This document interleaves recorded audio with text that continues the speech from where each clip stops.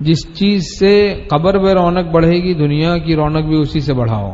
قبر کی رونق بڑھے گی، قبر کی رونق بڑھے گی اللہ کی معیت سے، اللہ کی محبت سے، اللہ کے خاص قرب سے، اللہ کی محبت سے. اس سے قبر کی رونق بڑھے گی. تو دنیا میں بھی اسی سے رونق بڑھتی ہے، گاڑی سے، بنگلے سے، کوٹھی سے، ان سب چیزوں سے رونق نہیں بڑھتی. ان سب چیزوں سے رونق نہیں بڑھتی. ایک صاحب بڑے مالدار ایک ملک میں کسی جہاں بے حیائی فحاشی عام ہے. اب جناب وہ تو گئے ہوں گے اس وقت کے بڑے عیش سے گزرے گی، لیکن ہمارے شیخ رحمۃ اللہ فرماتے تھے کہ ایسے ملکوں میں مت جاؤ جہاں بے حیائی فحاشی عام ہے.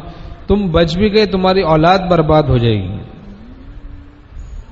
تو لوگ بازے سمجھتے ہیں کہ ایسے جائیں گے ہم تو جنت گویا ہمیں مل جائے گی، جنت کی زندگی مل جائے گی، جبکہ بے حیائی فحاشی ہے. دین نہیں رہے گا تو کیسے جنت ملے گی؟ ایمان نہیں رہے گا تو جنت کیسے ملے گی؟ جنت تو موقوف ہے ایمان پر،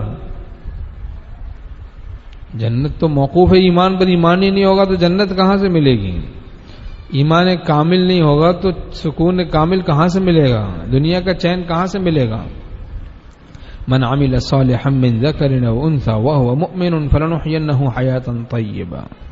جو نیک عمل کرے گا مرد ہو یا عورت ہو مومن ہو، ہم ضرور بھی ضرور اسے بالطف حیات دیں گے، سکون کی زندگی نصیب ہوگی، بالطف زندگی نصیب ہوتی ہے اللہ کے اولیاء کو، اللہ کے دوستوں کو. بہرحال وہ صاحب اس طرح گئے اور ایک وقت پھر آیا کہ وہ بیٹی کسی آشنا کے ساتھ بھاگ گئی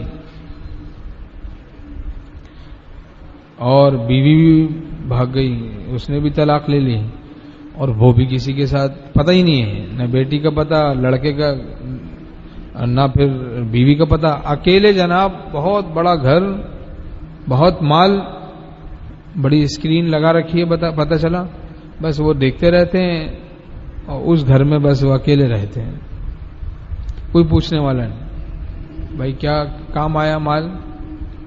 تو اپنے ایمان کی حفاظت کرنی ہے، اپنے دین کی حفاظت کرنی ہے. دوستوں میں مجھ کو سوکھی روٹیاں، غیروں میں بہتر ہے از بریانیاں. دوستوں میں آدمی سوکھی روٹی کھا لے، کافروں میں، اللہ کے نافرمانوں میں بریانی سے بہتر ہے. دوستوں میں سوکھی روٹی مل جائے یہ بہتر ہے، جا کے کافروں میں، دشمنوں میں، نافرمانوں میں آدمی بریانی کھائے، اس سے لاکھ درجہ بہتر ہے.